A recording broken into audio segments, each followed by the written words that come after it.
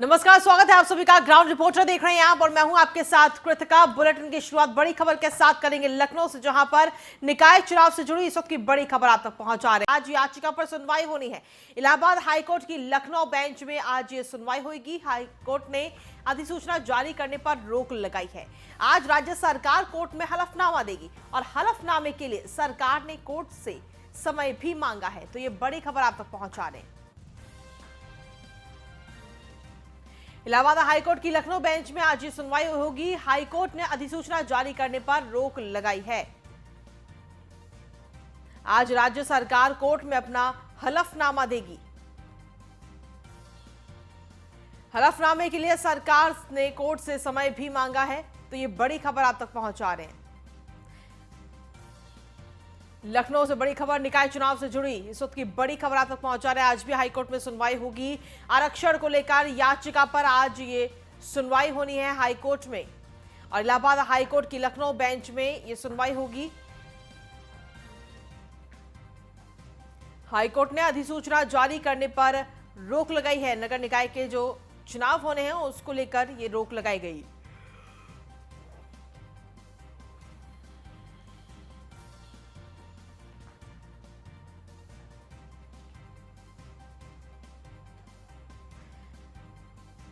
तो इस वक्त की बड़ी खबर आप तक पहुंचा रहे हैं लखनऊ से। निकाय चुनाव से जुड़ी इस वक्त की बड़ी खबर, आरक्षण को लेकर याचिका पर आज ये सुनवाई होनी है, जहां इलाहाबाद हाईकोर्ट की लखनऊ बेंच में ये सुनवाई होगी। हाईकोर्ट ने अधिसूचना जारी करने पर रोक लगाई है। आज राज्य सरकार कोर्ट में अपना हलफनामा भी दायर करेगी।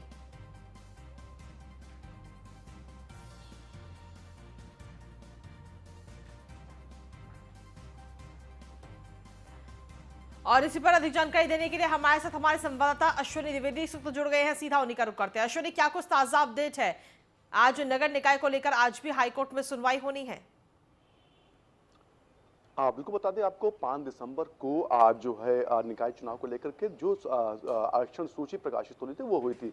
आज जिसके बाद एक सामाजिक कार्यकर्ता हैं वैभव पांडे, जो रायबरेली से हैं, उन्होंने एक याचिका दायर की थी जिसमें कहा गया था कि जो आरक्षण दिया गया है इसमें ओबीसी वर्ग को वो नियमता नहीं है, क्योंकि नियम के तहत 13 जो परीक्षण के बाद ही ओबीसी का रोटेशन, जो सीटें होती है उनका रोटेशन हो सकता है या फिर उनको आरक्षण मिल सकता है। निश्चित तौर पर इसके बाद डबल बेंच जो हाईकोर्ट की लखनऊ बेंच की है उसने सुनवाई की। इसमें डीके उपाध्याय और जस्टिस सौरभ श्रीवास्तव ने सुनवाई की, और उसके बाद कल के लिए आरक्षण को रखा गया था। लेकिन सरकार से कहा गया था कि सरकार अपना हलफनामा दे, साथ ही साथ वो नियम बताए कि जिस नियम के तहत ये रोटेशन जारी किया गया है और ओबीसी वर्ग का जो आरक्षण है उसको किया गया। निश्चित तौर पर सरकार ने एक दिन का और समय मांगा था, तो जो आपको हाईकोर्ट है उसने एक दिन का समय और दिया था और आज का समय नियत किया गया। आज सरकार की तरफ से अपना पक्ष रखा जाएगा और पक्ष के दौरान सरकार क्या कुछ रखती है, कौन से नियम रखती है, ये थोड़ा देखना होगा।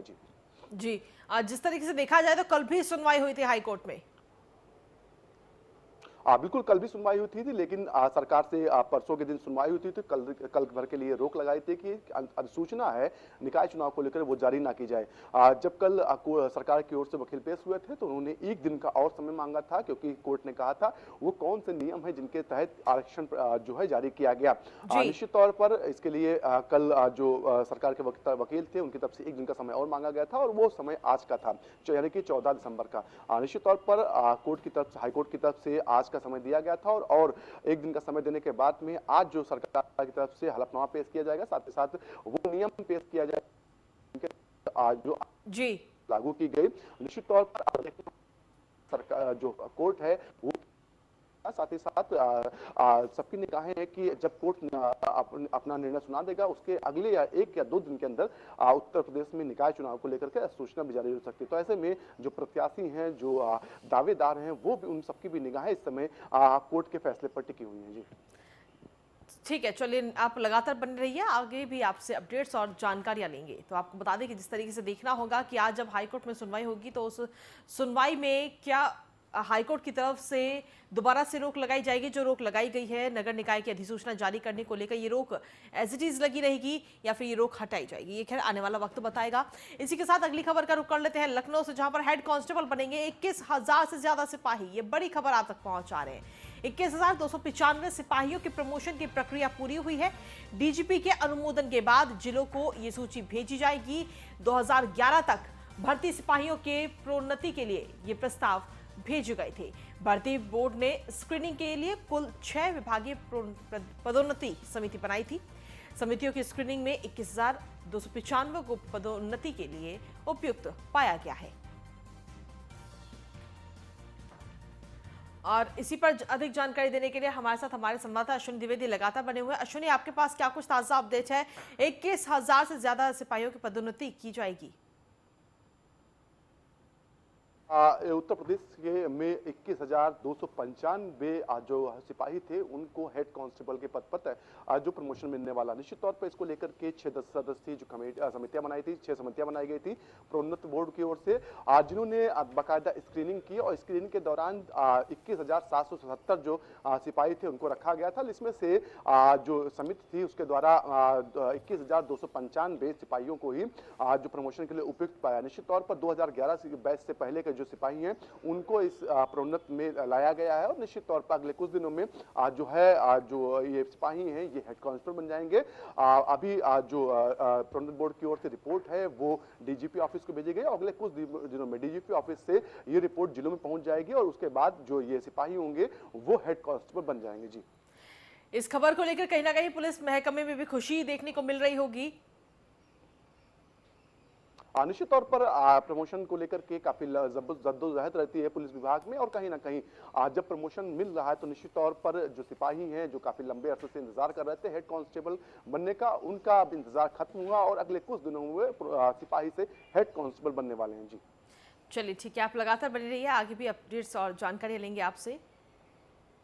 और इसी के साथ चलिए बुलेटिन में आगे बढ़ेंगे, बात करेंगे प्रयागराज की, जहां पर बाहुबली मुख्तार अंसारी की आज पेशी होनी है। मुख्तार को दोपहर करीब 1 बजे पेश किया जाएगा। स्पेशल ईडी कोर्ट में उसे पेश किया जाएगा और कोर्ट में ईडी कस्टडी में लेने के लिए अपनी अर्जी दाखिल करेगी।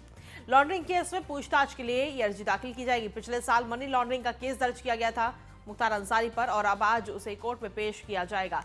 स्पेशल ईडी कोर्ट में मुख्तार अंसारी को आज पेश किया जाएगा। ये बड़ी खबर आप तक पहुंचा रहे हैं। कोर्ट में ईडी कस्टडी में लेने के लिए अपनी अर्जी भी दाखिल करेगी। लॉन्ड्रिंग केस में पूछताछ के लिए अर्जी दाखिल की जाएगी।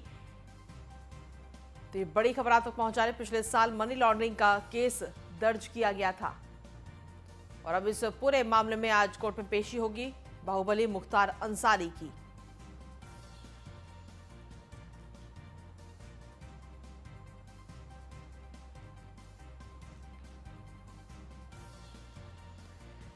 स्पेशल ईडी कोर्ट में आज मुख्तार अंसारी को पेश किया जाएगा।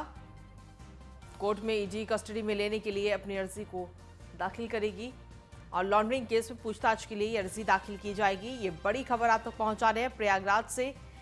पिछले साल मनी लॉन्ड्रिंग का ये जो केस है वो दर्ज किया गया था बाहुबली मुख्तार अंसारी के ऊपर और बाहुबली मुख्तार अंसारी की आज कोर्ट में पेशी होनी है। तो ये बड़ी खबर आप तक पहुंचा रहे हैं। मुख्तार को दोपहर करीब 1 बजे कोर्ट में पेश किया जाएगा। स्पेशल ईडी कोर्ट में पेश किया जाएगा बाहुबली मुख्तार अंसारी को और कोर्ट में ईडी कस्टडी में लेने के लिए अपनी अर्जी भी दाखिल करेगी। देखना होगा कि कस्टडी दी जाती है मुख्तार अंसारी की या नहीं।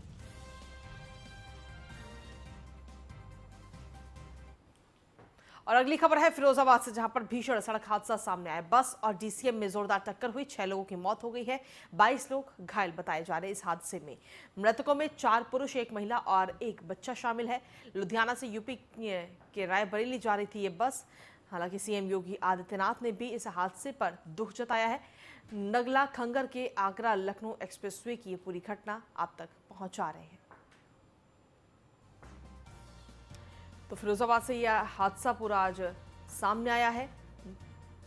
लुधियाना से यूपी के रायबरेली ये बस जा रही थी। इसी दौरान ये बस हादसे का शिकार हो गई, जिसमें कई लोगों की मौत हो गई है और इस हादसे को लेकर खुद मुख्यमंत्री योगी आदित्यनाथ ने भी दुख जताया है। नगला खंगर के आगरा लखनऊ एक्सप्रेसवे के पास ये हादसा हुआ है। फिरोजाबाद में ये भीषण सड़क हादसा आज सामने आया है, जहां बस और डीसीएम में ये जोरदार टक्कर हुई है और इस हादसे में कई लोगों की मौत भी हो गई है। अधिक जानकारी के साथ संवाददाता नरेंद्र जुड़ गए हैं। नरेंद्र, क्या कुछ ताजा अपडेट है इस हादसे को लेकर आपके पास? ये पूरी घटना सुबह की है, 4:30 की है जी। ये बसें लुधियाना से रायबरेली के लिए ये बसें जाती हैं, जो डबल डेकर बसें हैं, यात्रियों को लेकर जाती हैं। ये कोहरा होने के कारण जो वहाँ का पिलर नंबर संख्या जो बोला जाता है किलोमीटर 62 पर, ये किसी जानवर के आने के कारण से डिवाइडर से टकराने से गाड़ी को पलट गई है। बस पलटने से करीबन 35 यात्री घायल बताए जा रहे हैं और 6 लोगों की मौत हो चुकी है, जिसमें से 1 महिला और 4 बच्चे समेत लोगों को जिला अस्पताल भेजा गया है। जी, इस हादसे के पीछे वजह क्या बताई जा रही है अभी तक? घना कोहरा होने के कारण ये बस डिवाइडर पे टकरा गई, उसके कारण वो गहरी खाई में गिर पड़ी है और डीसीएम थी, उसके सामने एक डीसीएम में ही भिड़ंत हो गई। दोनों गाड़ी जाकर नीचे डिवाइडर में नीचे जाकर पुल के नीचे जाकर टकरा गई। जी, जिस तरीके से यह हादसा सामने आया, इस हादसे पर खुद मुख्यमंत्री योगी आदित्यनाथ ने भी दुख जताया है। ये देखिए बड़ी घटना है, क्योंकि 22 लोग घायल बताए जा रहे हैं और 6 लोगों की मौत हो चुकी है। तो ये कहीं ना कहीं मैं मानता हूँ ड्राइवर की कहीं ना कहीं नींद आने से या कोहरा होने के कारण ऐसे जो यात्री हैं जो लुधियाना से रायबरेली के लिए जा रहे थे, तो उनकी कहीं ना कहीं इस तरीके से मौत होना और यात्रियों को जो घटना पहुंची है, जो दुख है उनके लिए, तो उन्होंने योगी आदित्यनाथ ने ट्वीट कर उनको भी दुख जताया है। जिस तरीके से यह हादसा सामने आया है, इसमें 6 लोगों की अब तक मौत हो चुकी है, लेकिन क्या मौत का ये आंकड़ा अभी और ज्यादा बढ़ सकता है? देखिए काफी लोगों की जो मौत का आंकड़ा देखा जाए तो काफी लोग सीरियस हैं और काफी लोग घायल भी हैं। उनको आगरा भी रेफर किया गया है, जो पास में इटावा एक हॉस्पिटल है उसमें भी पहुंचा गया है, फिरोजाबाद एसएन हॉस्पिटल में पहुंचा गया है। और सुबह से ही पुलिस प्रशासन और शासन दोनों के लोग लगे हुए हैं और कुछ लोगों को जो ज्यादा समस्या थी उनके लिए आगरा उनको रेफर कर दिया गया है। चलिए, शुक्रिया नरेंद्र तमाम जानकारी देने के लिए। तो ये तस्वीरें हम अपने सभी दर्शकों को दिखा रहे हैं इस वक्त हादसे के बाद की। ये तस्वीरें हैं फिरोजाबाद में जो भीषण सड़क हादसा आज हुआ है। घना कोहरा होने की वजह से जो बस है वो डिवाइडर से जा टकराई है। इस दौरान डीसीएम में भी टक्कर हुई और इस हादसे में 6 लोगों की मौत अभी हो चुकी है। 22 लोग घायल बताए जा रहे हैं, जिसमें कई सारे लोग गंभीर रूप से भी घायल हैं। अगली खबर है प्रयागराज से, जहां पर ज्ञानवापी मामले पर आज फिर सुनवाई होनी है। याचिका में श्रृंगार गौरी की नियमित पूजा की मांग की जा रही है और हिंदू पक्ष की ओर से वकील कोर्ट में अपनी दलीलें रखते हुए नजर आएंगे। वाराणसी कोर्ट ने याचिका को सुनवाई योग्य माना है। मुस्लिम पक्ष ने फैसले को हाईकोर्ट में चुनौती दी है। तो ये बड़ी खबर आप तक पहुंचा रहे हैं। हिंदू पक्ष की ओर से वकील आज कोर्ट में अपनी दलीलें रखते हुए नजर आएंगे। वाराणसी कोर्ट ने याचिका को सुनवाई योग्य माना, जिसके बाद में मुस्लिम पक्ष ने फैसले को हाईकोर्ट में चुनौती दी है। तो प्रयागराज से बड़ी खबर आप तक पहुंचा रहे ज्ञानवापी मामले पर आज ये अहम सुनवाई होनी है। इस वक्त की बड़ी खबर, याचिका में श्रृंगार गौरी की नियमित पूजा की मांग की जा रही है हिंदू पक्ष की ओर से। और हिंदू पक्ष की ओर से जब वकील आज कोर्ट में अपनी दलीलें रखते हुए नजर आएंगे। वाराणसी कोर्ट ने इस याचिका को सुनवाई योग्य माना, जिसके बाद में मुस्लिम पक्ष ने इस फैसले को लेकर के इस फैसले को हाईकोर्ट में चुनौती दी है और आज ये सुनवाई होनी है हाईकोर्ट में। तो ये बड़ी खबर आप तक पहुंचा रहे हैं प्रयागराज से। ज्ञानवापी मामले पर आज फिर ये सुनवाई होगी।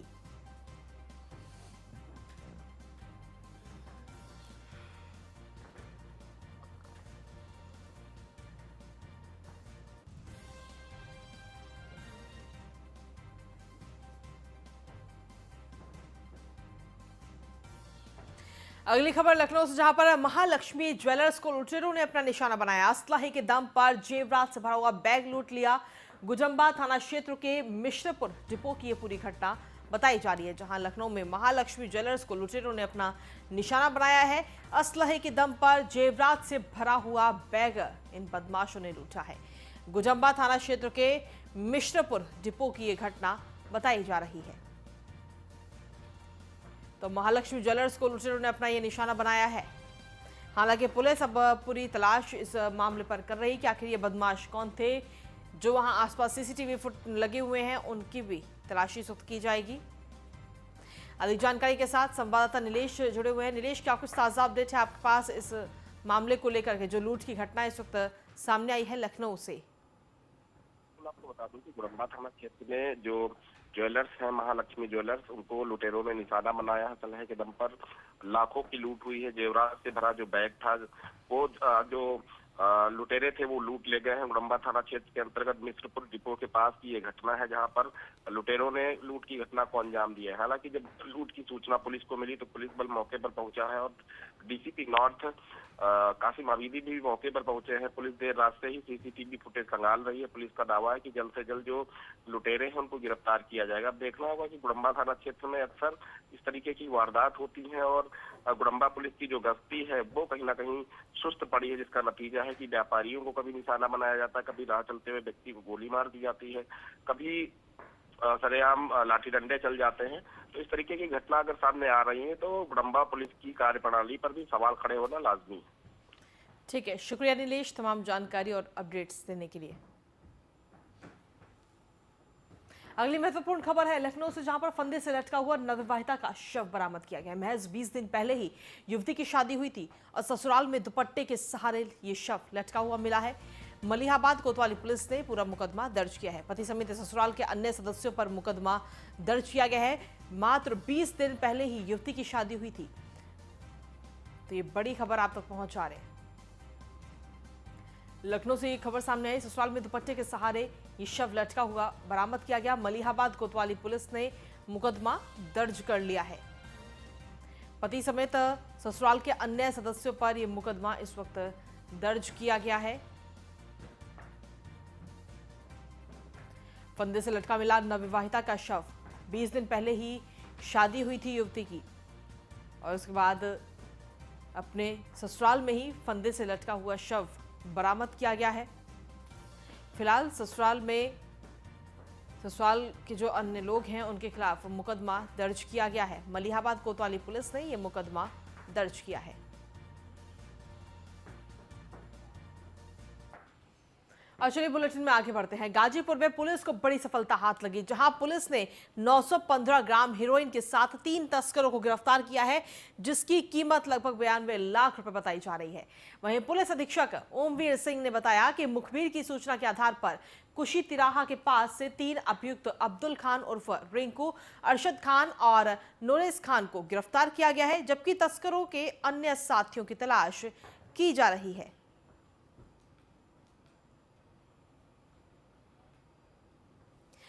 फोनलाइन पर हमारे संवाददाता आसिफ अंसारी जुड़ गए हैं। आसिफ, क्या कुछ ताजा अपडेट है आपके पास इस पूरे मामले को लेकर?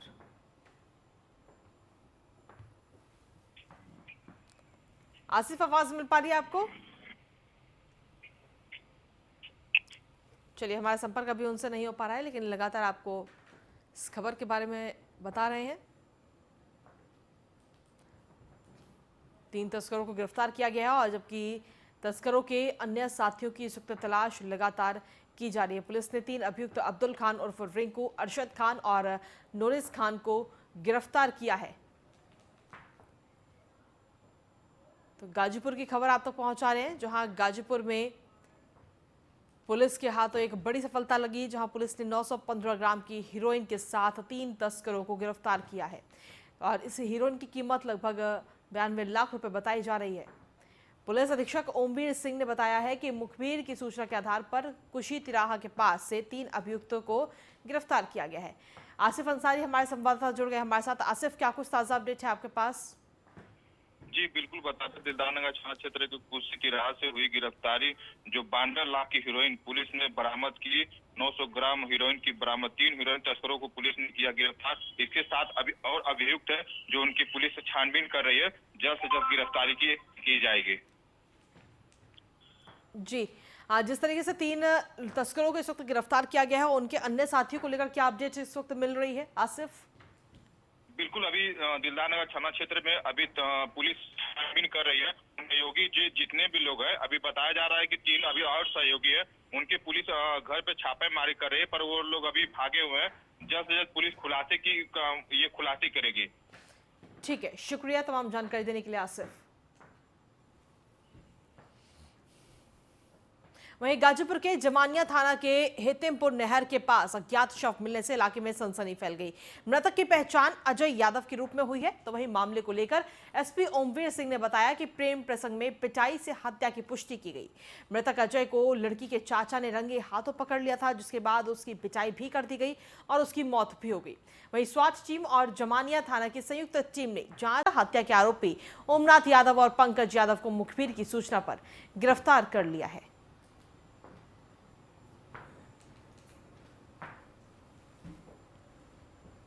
अगली खबर है अमरोहा से, जहां पर पुलिस को बड़ी सफलता हाथ लगी है। 50,000 के इनामी बदमाश को पुलिस ने धर दबोचा है। कॉम्बिंग के दौरान यह बदमाश फरार पकड़ा गया है। जंगल में धीरज उर्फ इमरान खान छिपा हुआ था और पुलिस की कस्टडी से इमरान फरार हुआ था कल ही। जिला अस्पताल में पुलिस को चकमा देकर वो वहां से फरार हो गया था, जिसके बाद में कार्रवाई भी की गई थी। 2 सिपाहियों को निलंबित भी किया गया था और अब एक बार फिर से इनामी बदमाश जो है उसे पकड़ लिया गया है। 50,000 का इनामी बदमाश को पुलिस ने दोबारा धर दबोचा है। कॉम्बिंग के दौरान ये बदमाश पकड़ा गया है।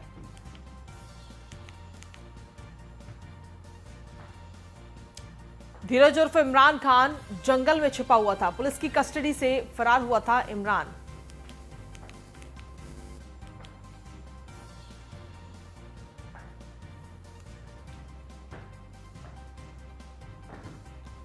तो बड़ी खबर आप तक पहुंचा रहे हैं अमरोहा से, जहां पर पुलिस को एक बार फिर सफलता मिली है। बदमाश जो पुलिस की कस्टडी से फरार हो गया था, पुलिस ने एक बार फिर से इस बदमाश को धर दबोचा है। इस बदमाश पर 50,000 का इनाम है। कॉम्बिंग के दौरान इस फरार बदमाश को पकड़ा गया है।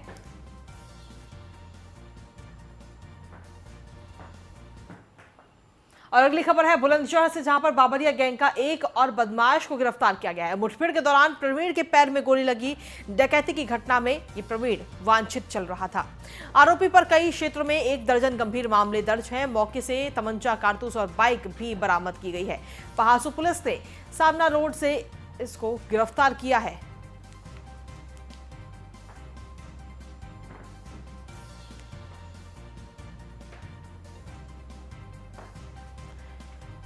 तो बड़ी खबर आप तक पहुंचा रहे हैं। मौके से तमंचा, कारतूस और बाइक भी इस वक्त बरामद की गई है।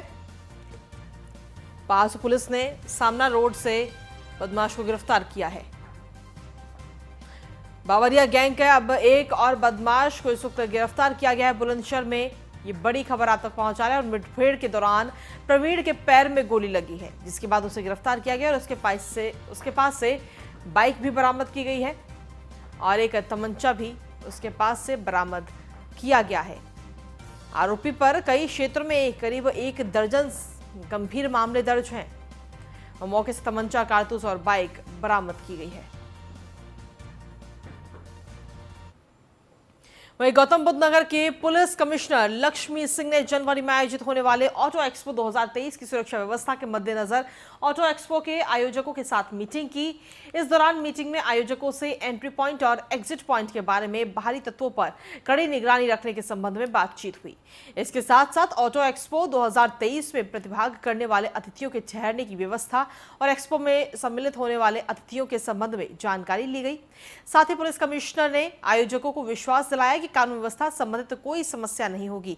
किसी भी प्रकार की समस्या होने पर तत्काल पुलिस सहायता के लिए तैयार रहेगी।